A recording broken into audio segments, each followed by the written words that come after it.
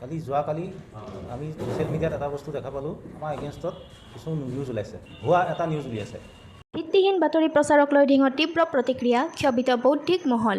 সেই ভুৱা নিউজটো মানে মাটি মাফিয়া, ভূ মাফিয়া বুলি আমাক পৰিচিত কৰিবলৈ বিচাৰিছে। যাক লৈ এতিয়া গৰজি উঠিছে ঢিঙৰ কেইবাজনো যুৱক।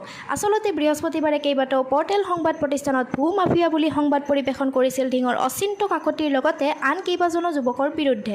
এই মাটিখিনি একচুৱেলি মোৰ আছিল। অসত্য বাতৰি প্ৰচাৰ কৰি একাংশ সংবাদ প্ৰতিষ্ঠানে সমাজত হেয় প্ৰতিপন্ন কৰিছে নগাঁৱৰ ঢিঙৰ এদল শিক্ষিত যুৱকক।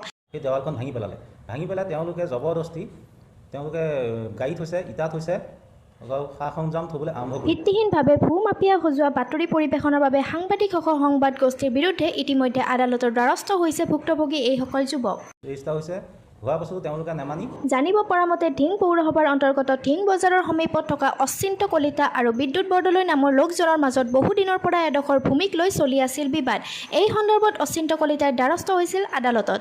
আদালতৰ নিৰ্দেশ থকাৰ পিছতো মাটিডোখৰক লৈ সৃষ্টি হৈছিল অপ্ৰীতিকৰ পৰিস্থিতিৰ। ওলাই আহিছিল ইণ্ডাকশ্যন অৰ্ডাৰটো তেওঁলোকে ভাইলেট কৰি পেলাই তেওঁলোকে ৰাস্তা উলিয়াবলৈ জবৰদস্তি কৰিছিল। ইয়াৰ মাজতে কেইবাদিনৰ পূৰ্বে অচিন্ত কলিতাৰ ওপৰত আক্ৰমণৰ চেষ্টা চলাইছিল বিদ্যুৎ বৰদলৈয়ে। সেই সময়ত অচিন্ত কলিতাৰ কেইবাজনো বন্ধু সেই স্থানত উপস্থিত হৈ পৰিস্থিতিৰ নিয়ন্ত্ৰণ কৰিবলৈ চেষ্টা কৰিছিল। কিন্তু সেই বিষয়তো একাংশ সংবাদ মাধ্যমত ওলটাই কোনো তথ্য নথকাকৈ অচিন্ত কলিতাৰ লগতে তেওঁৰ কেইবাজনো বন্ধুক ভূ মাফিয়া সজালে কেইবাটাও পৰ্টেল সংবাদ প্ৰতিষ্ঠানে।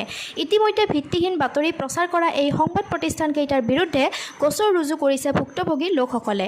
ইফালে ঢিঙৰ দৰে শৈক্ষিক সাহিত্যিক সংস্কৃতিৰ দিশত বহু পৰিমাণে আগবঢ়া এটা অঞ্চলক এনেদৰে ভূ মাফিয়াৰ দৰে অপকৰ্মৰ লগত সাঙুৰি বাতৰি পৰিৱেশন কৰা কাৰ্যই অঞ্চলৰ বৌদ্ধিক মহলকক ক্ষোভিত কৰি তুলিছে।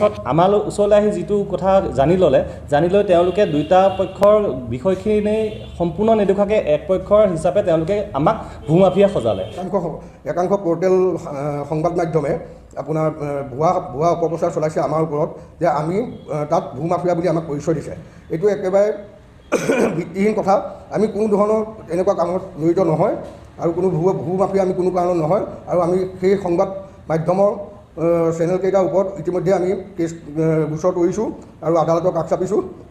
নগাঁৱৰ পৰা জয়ন্ত মোদীৰ প্ৰতিবেদন, নিউজ 24/7 টুডে।